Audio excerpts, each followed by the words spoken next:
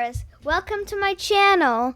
Before I start this video, please subscribe to my channel and hit the notification bell for more updates. Hi everyone, welcome back to another video on the channel. In this one, I'm going to be reading a new release book called My Little Golden Book about Ruth Bader Ginsburg.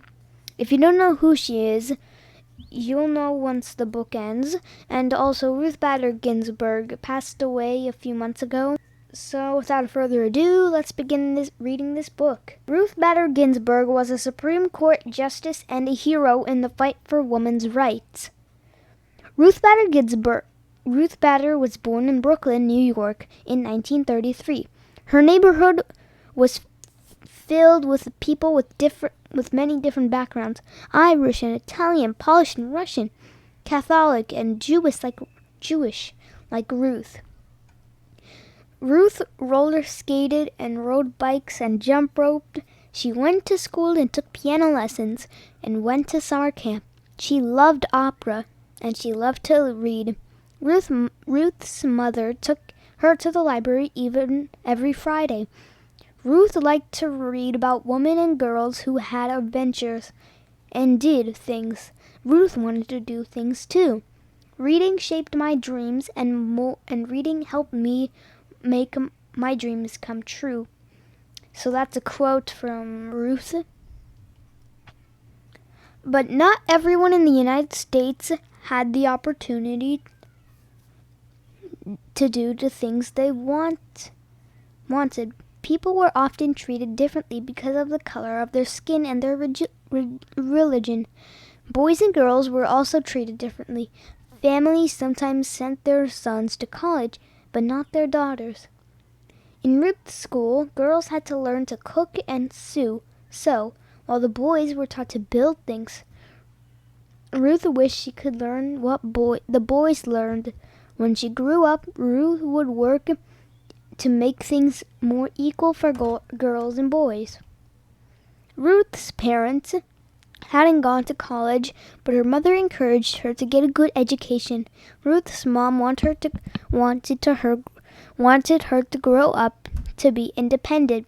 She taught Ruth to stand up for her beliefs, but not to waste time being angry. Ruth worked hard and got good grades.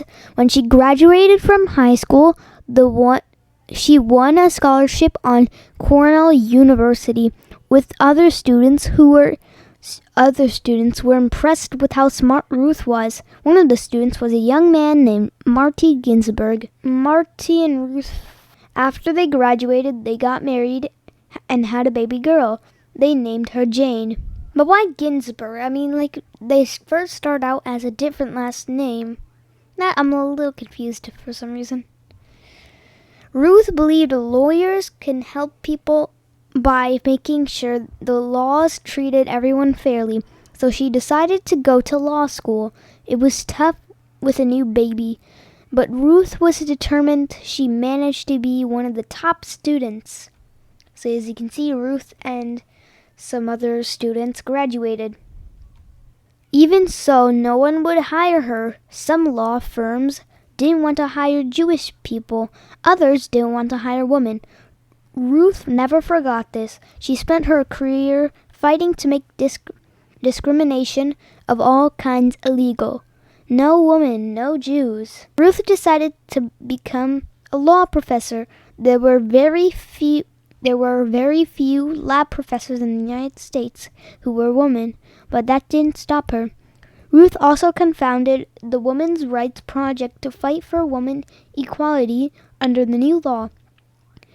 And Ruth and Marty welcomed a new baby, James, to their family. For the next several years, Ruth argued case after case to expand women's equality. Some of the cases were presented to the highest court in the United States, the Supreme Court. Ruth argued that men and women should be treated by the same by their employers, by the government, and by the law. And with each case that she won, the law moved one step closer to treating everyone equally. Real change happens one step at a time. There's another quote.